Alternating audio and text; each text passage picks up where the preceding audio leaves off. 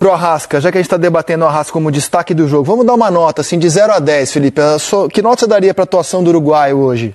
Ainda falta muito para ele chegar àquele nível que a gente viu, que eu creio que se tiver continuar dessa maneira vai chegar. Então eu vou dar um 7 para ele hoje. 7. Todo mundo mereceu? Todo mundo mereceu. O Grêmio e São Paulo principalmente. Porque o Grêmio não tem, assim, eu tenho muitos amigos gremistas, Zé, que agora o Grêmio não tem padrão nenhum de jogo. O Grêmio já no Campeonato Gaúcho já estava sofrendo. O Grêmio já não conseguia jogar, não tem jogadas trabalhadas, não tem um time compacto.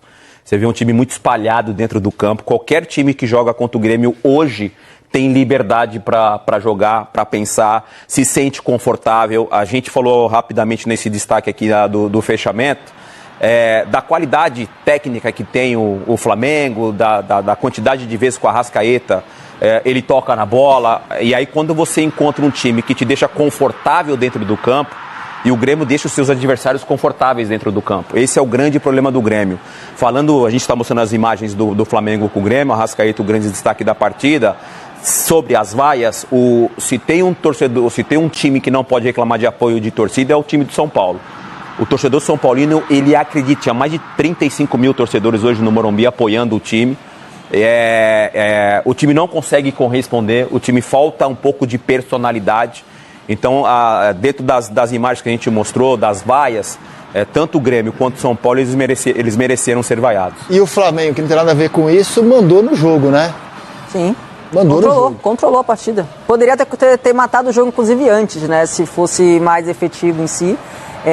Um detalhe do Grêmio, assim, é claro, é um trabalho novo, mas é uma equipe que realmente não tem identidade, não tem coletivo. Eu falei um pouco sobre a questão dos zagueiros do Flamengo ter essa qualidade para sair lá de trás em si, mas é uma equipe que não tem um padrão, se marca lá em cima, não consegue ser organizado, se marca um bloco médio ou baixo, também não consegue ser organizado. E é uma equipe que, para você marcar em cima um Flamengo, você tem que saber, tem que estar muito bem coordenado, né, para você evitar isso. E claramente nos dois gols a gente vê esses encaixes longos, individuais para você fazer, cara, tem que estar muito encaixado, muito coordenado. E contra o Flamengo, pior ainda. Eu acho que é um Grêmio com muitas dúvidas. Não sabe se vai marcar linha alta, não sabe se vai marcar linha baixa.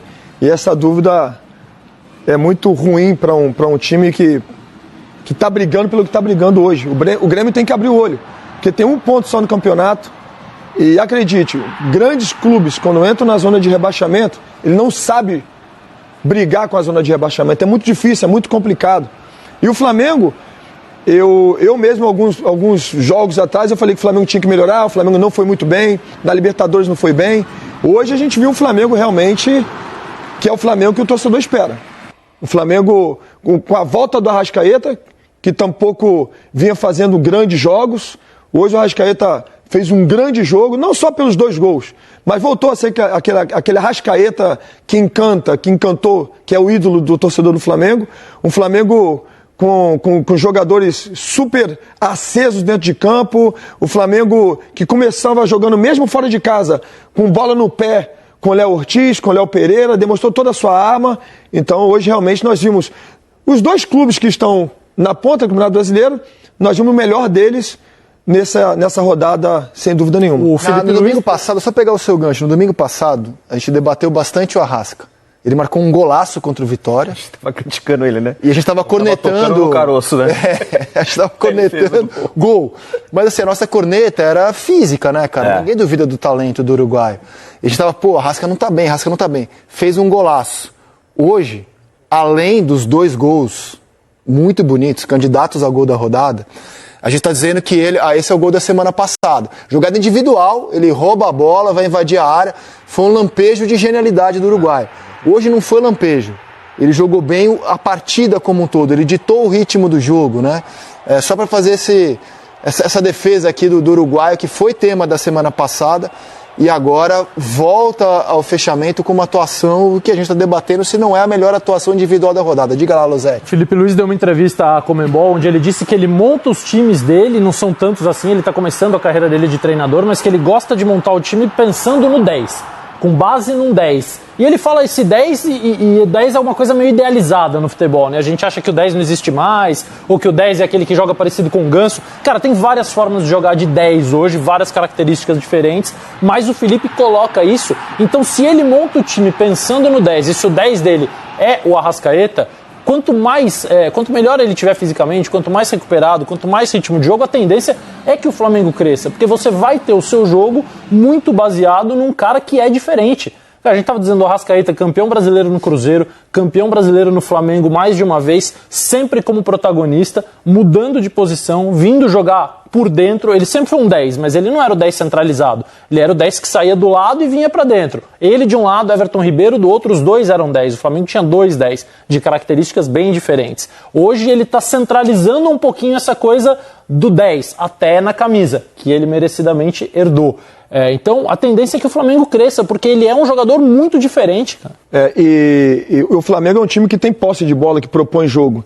Então o 10 precisa estar bem fisicamente, porque está toda hora participando de jogada. Então você vê que ele melhorou fisicamente, porque a qualidade ele tem. E quando você pega um jogador que tem muita qualidade e está bem fisicamente, acontece o que aconteceu hoje. O De La Cruz e o Pulgar hoje fizeram um grande jogo. Quando você tem esse 10 que pensa o jogo, e o Arrascaeta ele não só pensa o jogo com a bola, mas sem a bola, principalmente quando joga o Bruno Henrique ali como um falso 9, o Bruno Henrique até pelo cacuete dele de ser um jogador de lado de campo, muitas vezes ele sai da área para receber essa bola em velocidade do lado do campo. E aí o Arrascaeta ocupa esse espaço. Aí a inteligência do 10 que pisa na área. Provavelmente o Felipe Luiz deve pedir isso também para o Arrascaeta. O Bruno Henrique vai ser o 9 hoje, é o falso 9. Ele sai muito para os lados do campo, para ter velocidade, ocupa esse espaço. No jogo, e esse gol é um exemplo disso, mas no jogo de hoje contra o Grêmio, ele várias vezes ele estava pisando na área no lugar do Bruno Henrique. E aí, Denilson, você está falando de 2 jogadores que jogam há 6 anos juntos. Isso era raro no futebol brasileiro. Desse nível ainda por cima, era muito difícil a gente ver num time de ponta. 6 anos juntos, cara. E o treinador estava com eles, né? O Gerson, pra mim, em regularidade, há muito tempo, é o melhor do Flamengo. Então, coloca o Gerson aí também nesse trio. E o treinador estava com eles, né? Jogava e agora é treinador. Se conhecem perfeitamente. Cara, o Maestro Júnior, hoje na transmissão da Globo, fez um comentário assim que o Flamengo, às vezes, para quem viu o jogo, parecia que o Flamengo estava indo para trás. Ele falou, isso é método, isso é tático. O Flamengo está indo para trás para atrair o Grêmio e matar o Grêmio no contra-ataque. Os 2 gols são assim, né? Os 2 gols. Os 2 gols são assim. O Edenilson ajuda ali, né? O primeiro gol do Arrascaeta, o Edenilson ajuda, que ele tenta cortar o passe ali. Aí o Arrascaeta, obviamente, inteligente. Mas no conceito, né? O Flamengo tá ali atrás, atraindo o Grêmio e de repente, pum, matou o Grêmio no contra-ataque. Dentro dessa estratégia de trazer o time pro seu campo defensivo e ter mais espaço, até porque Michael tem a velocidade, Bruno Henrique tem a velocidade e tem essa presença diária do Arrascaeta. E esse era um dos grandes problemas do Grêmio já com o Renato. Quando o Grêmio vai pressionar, não é um time compacto. A linha de defesa muitas vezes fica muito longe dos outros setores. Então o Flamengo sabe que atraindo uma primeira marcação ele vai ter o espaço entre os setores para acelerar o jogo. Você falando isso parecia a seleção brasileira contra a seleção da Argentina em Buenos Aires. Nossa, eu fechei o olho aqui, eu lembrei disso agora. Marcação-pressão da seleção brasileira. Tem que lembrar de coisas aquela melhores. Marcação-pressão da seleção, nossa. Não foi tão ruim assim. Nossa. Vamos dar uma nota pro Arrasca, já que a gente está debatendo o Arrasca como destaque do jogo. Vamos dar uma nota, assim, de 0 a 10, Felipe. Que nota você daria para a atuação do Uruguai hoje? Ainda falta muito para ele chegar àquele nível que a gente viu, que eu creio que se tiver continuar dessa maneira vai chegar. Então eu vou dar um 7 para ele hoje. 7. Aline? O cara fez 2 gols, né? 2 gols, o mais importante é o gol. É claro que ele não é o jogador que a gente viu no seu melhor momento. Acho difícil ser, até pelas questões físicas. Para mim, merece um 9. 9. 2 gols. Para hoje, especificamente, só hoje é 8,5. 8,5. Sua nota. Felipe, tamo junto, hein, mano? Vamos de 7, pai. É um jogador muito acima da média. Vamos de 7. O 7 porque é muito acima da média. Gosto de exigência, sim. Se ele tivesse no ápice da forma física dele... Pensa hoje, mas pensa, olha só, hoje ele jogou bem. Sim. Meteu 2 gols. Por isso 7. Tá chato. 7. Tá bom. Eu vou dar 8, então, pro Arrasca. Cada um deu uma nota... Pois é, que ainda bem que era a gente 8. que dava nota pra eles e não eles pra gente. Senão a gente ia no máximo. Poxa, Felipe, dar ele 8. guardou 2, mas ele se movimentou. Vou dar 8, 7, pai. pro Arrasca. Mais um gol, 9. Beleza. Agora, queria tentar entender esse Grêmio que nesse meio de semana, né? O Quinteiros deu uma entrevista dizendo que não está entendendo o drama. Porque, o time ganhou os 2 jogos de Copa do Brasil nos pênaltis. Contra o Atlético e o São Raimundo classificou. Grêmio imortal, já contra times de divisões inferiores. Na Sul-Americana, jogando mal, ganhou os 2 jogos. Ele falou, não estou entendendo o drama. O drama é o nível de desempenho, né? O nível de atuação do Grêmio. O elenco que é limitado ou coletivamente o Grêmio que está mal? Ou são as duas coisas para você? Para mim, são as duas coisas. Eu acho que o Grêmio tem um elenco bastante limitado. O jogo de hoje ficou muito mais aflorado, porque você enfrenta um time que tem muita qualidade. A gente acabou de analisar aqui o Flamengo, então aumenta a responsabilidade do Grêmio quando você joga com um time que tem essa qualidade, mas o mínimo que o time tem que ter é organização tática. A minha leitura, quando eu assisto um jogo de futebol, eu tento reparar na disciplina tática dos jogadores. O movimento que os jogadores eles estão fazendo dentro do campo, sem bola principalmente. Volto a falar aqui, o Flamengo não encontrou nenhuma dificuldade, o Flamengo jogou confortável, o Grêmio em nenhum momento ocasionou ali um desconforto para a equipe do Flamengo. Quinteiros, ele corre perigo sim no cargo. Já tem o diretor do Grêmio falando que está satisfeito com o trabalho do treinador, não que isso tenha algum peso, porque historicamente quando qualquer diretor vem a público e fala, vai continuar, no jogo seguinte o cara cai. Então assim, eu não levo em consideração a palavra do diretor em relação a cargo de treinador, porque historicamente a gente já viu várias vezes o treinador caindo depois que o diretor fala que ele vai ficar, e o Grêmio com esse elenco, com esse treinador, não vai muito longe no Campeonato Brasileiro. Hoje tem torcedor do Grêmio já com volta Renato, e demorou até, né? Que é um meio clichê, né, cara? O torcedor do Grêmio tem vivido isso nos últimos anos. Mal com o Renato, pior sem o Renato. Hoje ele já teve gente indo na arena com a camisa volta Renato. Vamos ouvir o Quinteiros e o Felipe Luiz. Tá aqui a imagem do volta Renato. E a gente vai ouvir... volta Renato, aí, lá. Ó. Volta Renato. Agora não dá, amigo, tá no Fluminense. Já dirigiu o time pela segunda vez no Campeonato Brasileiro. 100% de aproveitamento. No Brasileirão. Vamos ouvir o Felipe e o Quinteiros, depois do amasso do Flamengo hoje em Porto Alegre. Foi dessas vitórias da onde a gente vê que esses jogadores são grandes, né? Depois de uma derrota em casa, muito dolorida, por nós, como você falou bem, né, os torcedores, mas temos que entender que o futebol, essas derrotas, elas fazem parte, e depois da derrota, nem os jogadores são os piores jogadores do mundo, tem que trocar todo mundo, e nem hoje, depois da vitória, são os melhores jogadores do mundo e vamos ganhar todos os jogos do ano. Isso realmente demonstra somente uma coisa, o nível dos jogadores, o nível dos atletas que estão hoje no Flamengo, né? E um deles é o Arrascaeta, como você falou. O jogo de hoje, você acha que pode causar a sua saída do Grêmio, pelo que aconteceu em campo? Bueno, fue un juego ante un rival que juega muy bien, que tiene mucha jerarquía, que lamentablemente nos hacen el primer gol con una jugada de rebote que Denilson corta y le queda al delantero rival. No lo teníamos, teníamos mucha confianza para que el juego no perderlo y empezar a crecer como equipo, como team. Así que estamos dolidos porque se perdió un juego donde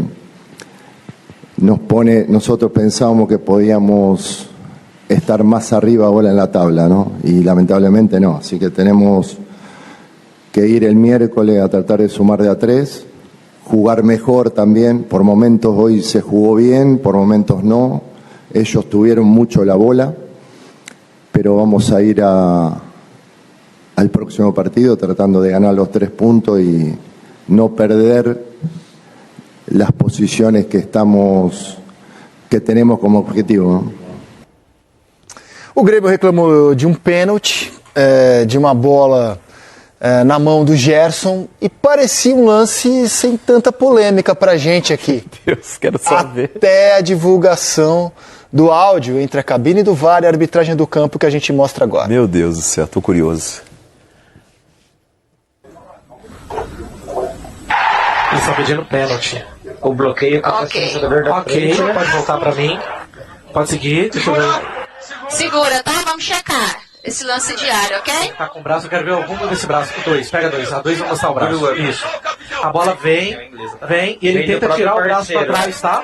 A bola vem, olha lá, a disputa é clara, e aí ele tenta tirar o braço, ó, pra trás, tá vendo? Ou você acha que ele abre esse braço? Vai, momento a momento. Tem um desvio. Pra mim esse braço tá pra trás, tá? Tá protegido pelo corpo, inclusive. Mesmo ele abrindo aqui, ele tá jogando o braço pra trás, tá vendo? Ele não abre pra ganhar essa bola, concorda? Parceiro, volta a sair da área, pra mim. Fazer um bola pra Beleza, parceiro. Estamos finalizando, tá? Seguimos, tá? Ele tá com o braço pra trás, o braço tá atrás da linha do corpo. A bola vem do defensor saindo pra área. Ele tá com o braço pra trás da linha do corpo, foi o que eu queria. Segue, Ramon! Vamos, segue! PC Oliveira, boa noite, bem-vindo ao fechamento. Ei, PC, achou que ia descansar, pai? Por que esse áudio traz polêmica sobre esse lance, hein? Bom, boa noite, Rizek, Denilson, Losete, Aline, Felipe. Uma ótima noite para todo mundo que está em casa acompanhando o fechamento. Eu acho que o áudio traz um pouco da tensão que os árbitros estão sentindo e da pressão que os árbitros estão sentindo na cabine do VAR. Já vou antecipar aqui, eu continuo com a mesma interpretação que eu tive durante a transmissão. Para mim não houve pênalti, mas eu acho que faltou um detalhe muito importante na análise do VAR, que é a questão da bola ter batido no corpo do Gerson. Isso sequer foi levado em consideração na análise feita na cabine pelo VAR. E essa pressão assim, a gente sente porque dentro do campo tem a pressão para poder acertar, né? E na cabine do VAR, muito mais ainda com o auxílio da imagem. Ontem, por exemplo, no jogo do Vasco, eles analisaram a disputa do Verratti com o Lucas Cunha, o zagueiro do Sport, mas não usaram a câmera de trás do gol, que para mim foi definitiva, que mostrou o contato do Verratti no rosto do defensor do Sport. E nessa jogada, uma consideração, são várias considerações que o árbitro deve avaliar na hora de tomar uma decisão, né? São vários elementos que ele precisa levar em conta na tomada de decisão, e o fato da bola ter batido no peito do Gerson é uma consideração importante. Isso, durante agora que o áudio foi disponibilizado, a gente não observou. E um detalhe muito importante para levar em conta na análise, porque para mim o toque no corpo do Gerson é muito claro. E isso não foi avaliado na cabine do VAR. Mas quais as considerações e por que eu continuo com a mesma interpretação? Acho que a decisão final foi correta, porque é uma bola que aqui na disputa é uma bola que é uma bola rebotada, é uma bola dividida. Ela bate no pé do Wesley e, de certa forma, acaba surpreendendo o Gerson, porque é uma bola que está rebotada, vindo de um companheiro da equipe. E você tem o fator que é a chamada bola inesperada, que surpreende o jogador, o Gerson. Ele, no primeiro momento, está sim com o braço atrás do corpo, ele tem uma movimentação abrindo o braço, mas você tem que avaliar o ponto de contato da bola. Primeiro, ela bate no corpo e na hora do contato na mão do Gerson, é uma mão que não está aqui aberta lateralmente, ampliando o espaço, né? Não é mão deliberada isso. Ele não usou a mão para dominar a bola, ele está com um braço aqui, e no áudio do VAR, inclusive, quando eles divulgaram a imagem, eles usaram uma imagem do outro lado do campo, que é muito boa também, a última imagem que eles avaliaram, e o braço do Gerson está realmente assim, atrás, né? Atrás do corpo, e é uma bola que ainda rebotou, né? Tocou no corpo dele. Então, é considerada assim como uma bola inesperada, que vem do companheiro, que está saindo, que tem a direção saindo da área e ainda tem o toque no corpo do Gerson, mas que não foi levado em conta na avaliação na cabine do VAR. Se esse braço do Gerson, ele tá, mesmo ela tocando no peito dele, e o braço está na linha do corpo dele aberto, seria pênalti? É uma boa consideração, porque nem sempre, quando a bola bate no corpo do jogador e depois no braço, a jogada é considerada normal. O que precisa ser avaliado é se o jogador está numa ação de bloqueio ou não. Porque quando o jogador está se jogando numa ação de bloqueio para tentar interceptar a passagem da bola, e se ele já estiver com o braço aberto previamente, e a bola bate no corpo, e é com aquele braço que ele se jogou numa ação de bloqueio, sim, corpo e braço, você tem que dar o pênalti. Quando ele está numa ação de bloqueio, tentando impedir a passagem da bola, que não é o caso. Essa é uma bola que é rebotada, é inesperada, tem o contato no companheiro dele e tem a direção ali saindo da área. Acho que as considerações foram boas, mas faltou o detalhe importante que eu chamo aqui, que é a não verificação na cabine do VAR do toque no corpo do Seria Gerson. correto dizer, então, que tomaram a decisão correta, mas pelos motivos errados? Porque pelo motivo do áudio a gente pode debater aqui e é um lance de interpretação, e se a gente ficasse só nos desvios, já não teria nenhuma discussão? Não, mesmo se essa bola tivesse ido direto no braço dele, é um lance muito didático, acho que vale sempre a explicação, né, e o debate, obviamente, é um lance que gera diferentes interpretações, mas é importante a gente pontuar aquilo de consideração que o árbitro deve levar em campo e o VAR também. Mesmo essa bola indo direto no Gerson, também você leva em questão as mesmas considerações. O fato dela ter tocado no Wesley, ter rebotado no Wesley, ter aquela direção saindo da área, e é uma bola que a arbitragem considera, nas considerações, como inesperada. Então, eles não mencionaram isso, eles mencionaram só o movimento do Gerson.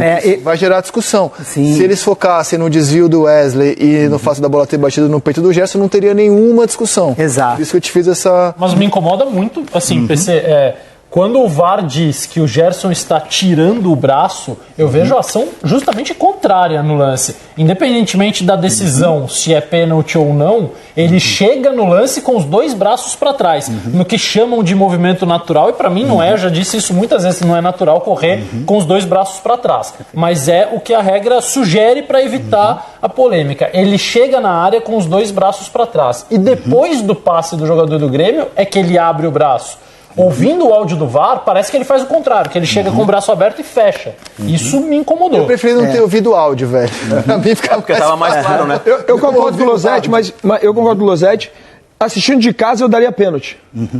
Mas aí, vendo outros lances, por outras câmeras, realmente ela bate no corpo dele, na barriga dele, e depois vai, obviamente, isso tira o pênalti, né? Não é caracterizado o pênalti. Agora, tem que partir daí. Porque eu já vi jogada dessa maneira, com outras camisas, e o juiz assinalar pênalti. Então tem que partir daí, porque de fato, se vale para um, tem que valer para todos. A regra tem que valer para todos. Acho que tem que partir daí. Uma consideração que a gente sempre fala, que gera muito debate, é a questão dos critérios que devem ser adotados durante todo o campeonato, né? Você só não vai isentar o defensor dessa bola estar batendo no corpo dele. Quando ela bate no corpo, tem uma mudança de trajetória, e a partir daí você leva em consideração, a sua observação é boa, Losetti, ele está, num primeiro momento, com o braço atrás do corpo, o jogador não é obrigado a correr dessa maneira, mas a interpretação de pênalti, de bola na mão, estava tão confusa que os jogadores passaram a correr de uma maneira antinatural. Ele não precisa estar nessa posição, é um cuidado a mais. Ele tá vindo correndo já com a mão para trás, mas na hora que a bola vai passando, ele faz um movimento para ele voltar, para ele correr atrás da bola. Automaticamente só que ela pegou no braço. Acaba sendo natural. Natural, exatamente. Aí é natural. Aí é natural, mas foi de fato o que aconteceu. Eu daria pênalti sem olhar outras imagens. Vendo a imagem, de fato, é o que o regulamento diz, não pênalti. Mas ele tem a ação primeiro de estar com o braço atrás. Quando a bola rebota, ele tem esse movimento abrindo, mas na hora do ponto de contato, que é o que o VAR tem que avaliar, na hora do ponto de contato é o braço que não está aberto lateralmente, ampliando espaço, é um braço que está atrás do corpo. Por isso, a interpretação vários detalhes para avaliar, mas a gente chama a atenção a questão, de mais concentração na cabine, né? De observar realmente os detalhes, porque em campo é difícil você perceber tudo isso. Agora, na cabine, com a imagem, você tem que, até para levar a melhor informação, a questão de analisar todos os elementos. A trajetória da bola, o desvio no companheiro, a bola que bateu no corpo primeiro, que é importante nessa avaliação, porque ele não está numa ação de bloqueio, mas foi uma consideração importante que faltou na análise do cabine do VAR. Mais do que o lance que a gente viu, pelo que eu estou entendendo, o PC, você pode me ajudar, é a comunicação que foi péssima, né? Porque a gente teve a leitura, quando a gente viu o lance, de que a bola tinha tocado na barriga do... Eu não tinha nem reparado o rebote que você fala do Wesley. Do Wesley, na dividida ali, a bola rebotada, né? Eu tinha reparado que a bola tinha tocado na barriga do Gerson e ido no braço dele. Só que aí a gente chama tem um áudio. Quando chamou o áudio, eu falei, meu Deus do céu, o que aconteceu? Porque o lance, pra mim, minha opinião, é que ficou claro que a bola tinha tocado na barriga do Gerson e ido no braço dele. Como tocou na barriga... anula o pênalti. Aí quando vem o áudio não cita em nenhum momento esse toque. Então prejudica ainda mais a arbitragem dentro do campo, né? Essa falta de comunicação mais clara, né? E mesmo com a decisão acertada, é importante essa avaliação de todos os detalhes ali. A comunicação do VAR é fundamental. Exato. E com a divulgação do áudio, inclusive, fica até como uma didática para que eles possam aprimorar essa comunicação nos treinamentos. E só aproveitando o gancho aqui, Rizek, na semana passada nós comentamos sobre a falta de treinamento, né, antes do início do campeonato. Com toda a polêmica que ocorreu na segunda rodada, a comissão de arbitragem anunciou que os árbitros vão começar a se preparar. Divulgaram até que é uma antecipação do trabalho da profissionalização. Aplauso. Até que enfim. Mas essa pressão. Eu estou fazendo aplauso legal. Beleza. Mas precisa de espaço físico. Isso é uma notícia ótima, pô. Dani, precisa de espaço físico. Que isso, cara. Inclusive para fazer um churrasco, né? Porque ultimamente a gente está vindo falar aqui, porque errar é humano. O árbitro ali no campo, ele pode errar até pela velocidade de jogada, faz parte. Mas o VAR precisa estar ali para ajudar. E a maioria das vezes nós estamos aqui falando da falta de comunicação do VAR. É isso. Então o espaço físico para treinar e para fazer um belo de um churrasco, né? Para ver se entrosam, né? Porque é o que está faltando, de fato. E até porque já é a 7ª temporada com a utilização da ferramenta no Brasil e a gente espera evolução, tomada de decisão com mais rapidez, sem pressa, mas com análise, com tranquilidade, porque analisar o lance em vídeo não é fácil. Às vezes as pessoas, mas está lá com a televisão, está na cabine do ar-condicionado, mas você tem uma pressão muito grande na hora de tomar a decisão. Então eles anunciaram, a partir de amanhã, começa esse treinamento, vai ser no Clube da Aeronáutica aqui na Barra da Tijuca, aqui no Rio de Janeiro, já como preparação para a 4ª rodada. Eles vão se hospedar amanhã, vão fazer o trabalho prático no campo de jogo na Aeronáutica pela manhã, um trabalho teórico no hotel, que eles ficarão hospedados, e haverá também treinamento do VAR, que é de fundamental importância no CEAB, que é o Centro lá de Excelência da Arbitragem Brasileira, no prédio ao lado da CBF. Então a gente elogia essa iniciativa. Então vou fechar a conta das polêmicas da rodada. Polêmica mesmo, né? O pênalti, aliás, o gol validado do Verratti, que você viu falta do Verratti. Sim. E hoje, meia polêmica, porque a decisão foi correta, a questão do áudio. Obrigado, PC. Tamo bem, cara. Evoluímos, hein? Levando em consideração, né, a segunda rodada. Mas eu não elogio, não vamos empolgar. Isso é obrigação. Eu não tô elogiando, eu só disse que evoluímos. Estão fazendo. Ironia. Saímos de uma rodada desastrosa. Mas eu não vou elogiar nem ironicamente. Saímos de uma rodada desastrosa para uma que tem uma decisão controversa, que foi a de ontem. O PC opinou que a arbitragem... Nem falo dos árbitros, porque eu acho que eles estão muito sobre... Estou falando da questão da CBF tomar a decisão do treinamento. É obrigação, principalmente depois de sonegar dinheiro ou investimento no treinamento deles. Maravilha. Para ir embora, Rizek, prometo só uma observação que eu acho que precisa... Uma chamada de atenção também nos assistentes. É uma rodada que tem bastante mudança de decisão, com o VAR corrigindo erros de impedimento. E aí você precisa apertar um pouquinho o trabalho com os assistentes também. Valeu, PC. Obrigado, cara. Tem mesa tática, Dan? Agora você pode descansar. Semana passada você teve que voltar. Agora vai tranquilo. Hoje está de boa. Temos mesa tática do Grêmio e Flamengo? Vamos de mesa tática. É uma sugestão da nossa companheira Aline Calandrini.